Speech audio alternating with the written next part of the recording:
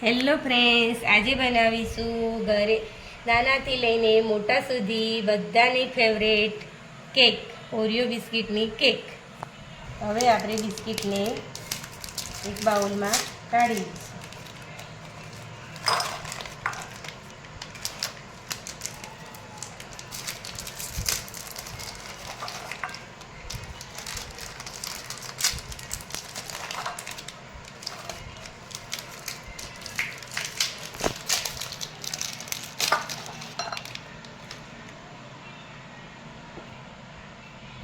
હવે એના આવી રીતે ટુકડા કરીશું.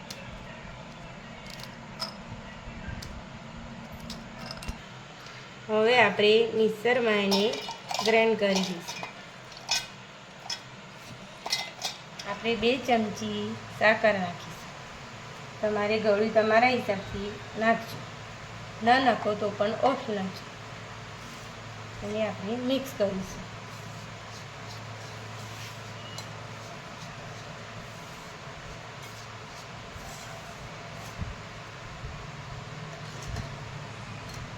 હવે એમાં દૂધ નાખીશું. થોડું થોડું દૂધ નાખીને આપણે મિક્સ કરીશું.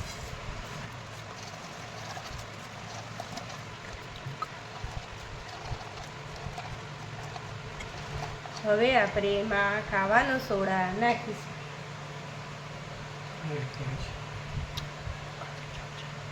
અડધી ચમચી.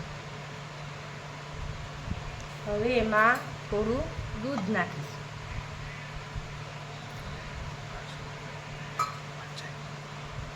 એક જ સાઈડ એને મિક્સ કરતા જશું.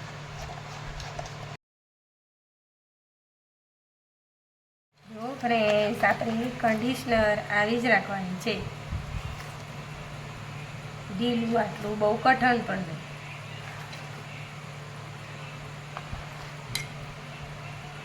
હવે આવું એક મોટું વાસણ હોય એમાં ઘી નાખીને એને લગાડી દઈશું. ઘી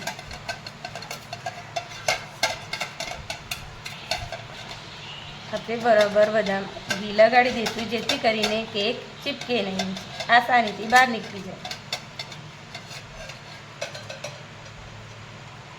હવે આપણે મિશ્રણ જે ગયું હતું એ આમાં નાખી દઈશું.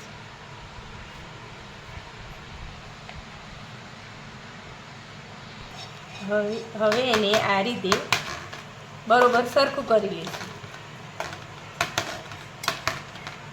હવે મેં મીઠું રાખીને મૂક્યું છે, એમાં આપણે મૂકી દઈશું. સરખું કરી દઈશું. અને આપણે કુકરમાં સીટી નથી લગાવવાની, એમને જ રાખી દેવાનું. તે 20થી 25 મિનિટ સુધી કૂક થવા દઈશું, ધીમા ગેસ. હવે 25 મિનિટ થઈ ગઈ છે. હવે આપણે ગેસને બંધ કરીશું અને ચેક કરી લઈશું. આપણી કેક રેડી છે. એને કાંડી નાખીને જોશું, ક્લીન આવી છે એટલે આપણી કેક થઈ ગઈ છે. એને ઠંડી પાડવા મૂકીશું.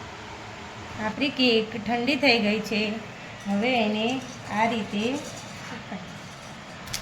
હવે આપણે એક પ્લેટમાં કાઢીશું. આ રીતે કાઢીશું.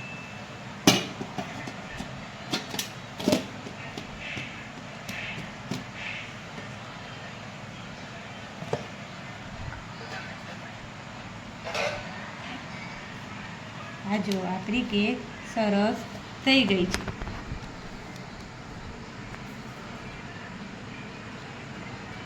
એકદમ સ્મૂથ પણ થઈ ગઈ છે.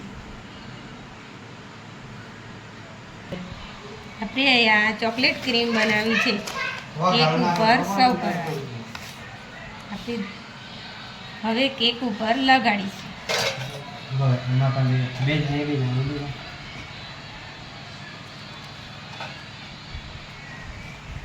આ રીતે કેક લગાડીશું.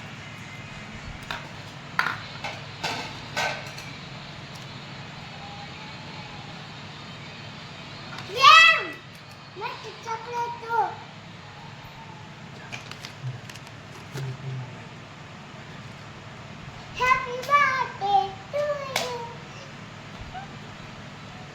ફ્રેન્ડ્સ મેં આ રીતે ડેકોરેશન કરી દીધી છે તમારે જો ફ્રેન્ડ્સ કેક રેડી થઈ ગઈ છે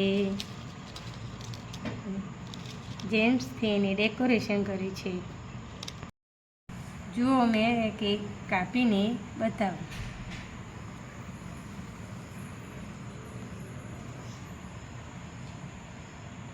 કરજો પછી